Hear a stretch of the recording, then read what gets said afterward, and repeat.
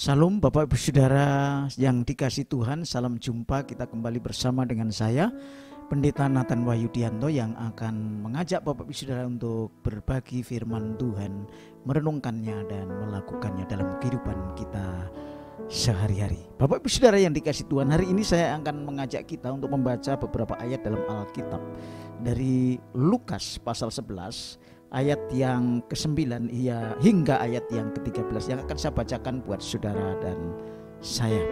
Oleh karena itu aku berkata kepadamu, mintalah maka akan diberikan kepadamu, carilah maka kamu akan mendapat, ketuklah maka pintu akan dibukakan bagimu. Karena setiap orang yang meminta menerima, dan setiap orang yang mencari mendapat, dan setiap orang yang mengetuk baginya pintu dibukakan. Bapa, manakah di antara kamu jika anaknya minta ikan daripadanya akan memberikan ular kepada anaknya itu ganti ikan? Atau jika ia minta telur akan memberikan kepadanya kalajengking? Jika ia yang jahat tahu memberi pemberian yang baik kepada anak-anakmu, apalagi Bapamu yang di surga, ia akan memberikan Roh Kudus kepada mereka yang meminta kepadanya. Bapak Ibu Saudara, dalam perikop Lukas 11 ini berbicara tentang doa yang dikabulkan oleh Tuhan. Tapi ada beberapa unsur penting sebelum doa itu dikabulkan oleh Tuhan. Pertama, Lukas menjelaskan dengan jelas bahwa Allah yang kita sembah, Tuhan tempat kita, tuju doa kita adalah Allah yang baik. Allah yang tidak pernah menunda-nunda kebaikannya untuk orang yang meminta kepada Tuhan. Tetapi yang menjadi persoalan adalah bagaimana itu bisa terwujud, karena saudara dan saya sebagai manusia pada umumnya sudah gelap dengan apa yang disebut kebaikan dan apa yang baik yang harus kita nyatakan kepada Tuhan sebagai permintaan supaya kita mendapatkannya. Bapak Ibu Saudara yang dikasih Tuhan, ayat pertama dari bacaan kita hari ini, ayat 9, mintalah maka akan diberikan kepadamu, carilah maka kamu akan mendapat, ketuklah maka pintu akan dibukakan bagimu. Konteks ini adalah satu genre paralelisme, artinya sebetulnya ini mencakup atau menyampaikan pesan yang sama atau yang mirip, bahwa kalau orang meminta, demikian juga orang yang mencari, demikian untuk mengetuk pintu, dia akan mendapatkan sesuatu yang dia inginkan.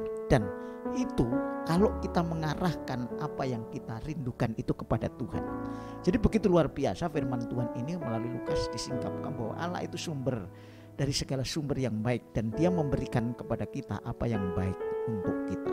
Yakobus 1 ayat 17 di sana dikatakan, nanti tolong dicek dalam pembacaan firman melalui Yakobus 1 ayat 17, bahwa setiap pemberian yang baik itu berasal dari Bapa segala terang, dan daripadanya tidak pernah ada pertukaran. Apa artinya?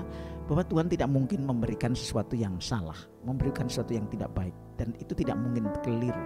Jadi persoalannya adalah bahwa Tuhan adalah sumber kebaikan, itu benar-benar terbukti, dan yang menjadi masalah adalah kita sendiri ketika kita tidak dapat memperolehnya.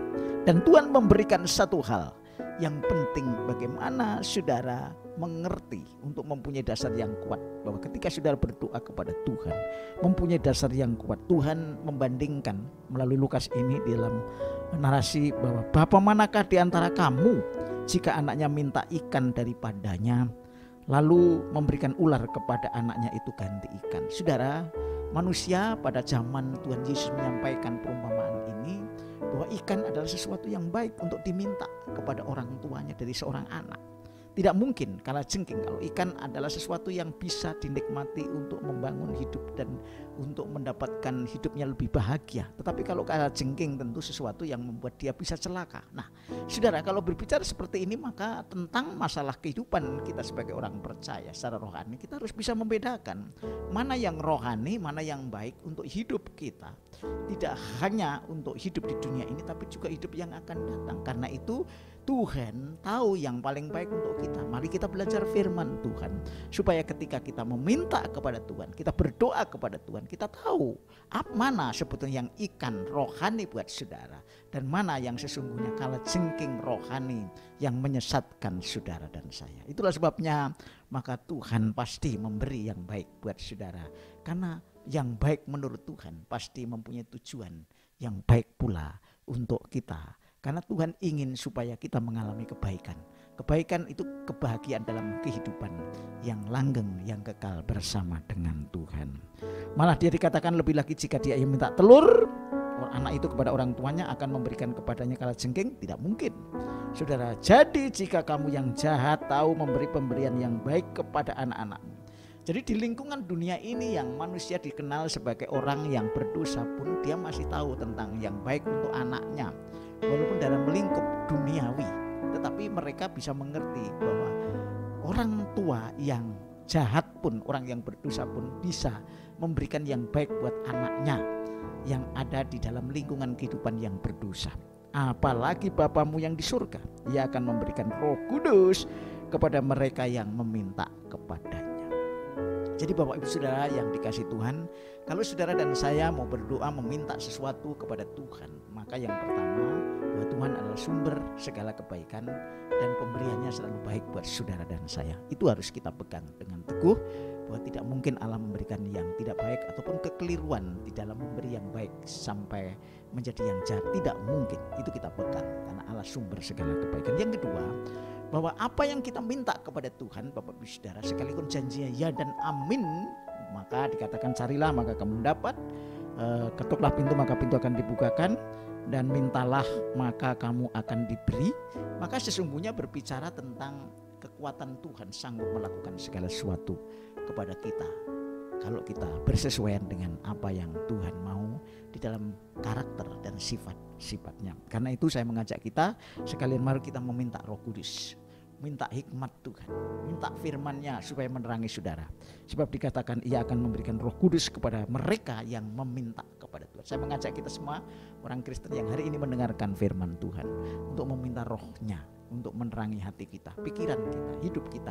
Sebab Roh kebenaran itu akan memimpin kita kepada seluruh kebenaran, sehingga apa yang akan kita pilih, apa yang kita minta kepada Tuhan, itu adalah permintaan yang paling utama, permintaan yang paling mendasar, dan permintaan yang akan membawa kita kepada hidup yang semakin hari semakin berkenan kepada Tuhan. Melalui doa, meminta sesuatu yang baik kepada Tuhan, maka kita akan hidup dalam iman yang benar. Karena itu saya mengajak bahwa doa yang dikabulkan oleh Tuhan adalah kalau kita bisa meminta sesuatu yang baik, dan sesuatu yang baik itu adalah kalau kita diberi terang oleh firman Tuhan melalui kuat kuasa Roh Kudus-Nya. Yang hari ini mari saya mengajak kita berdoa meminta yang baik kepada Tuhan. Minta Roh Kudus untuk menuntun, membimbing, mengurapi kita, membawa kita kepada seluruh kebenaran. Kiranya firman Tuhan memberkati saudara, dan saya percaya Tuhan dipermuliakan dan saudara menjadi berkat bagi orang lain. Tuhan Yesus memberkati kita sekalian. Haleluya. Amin.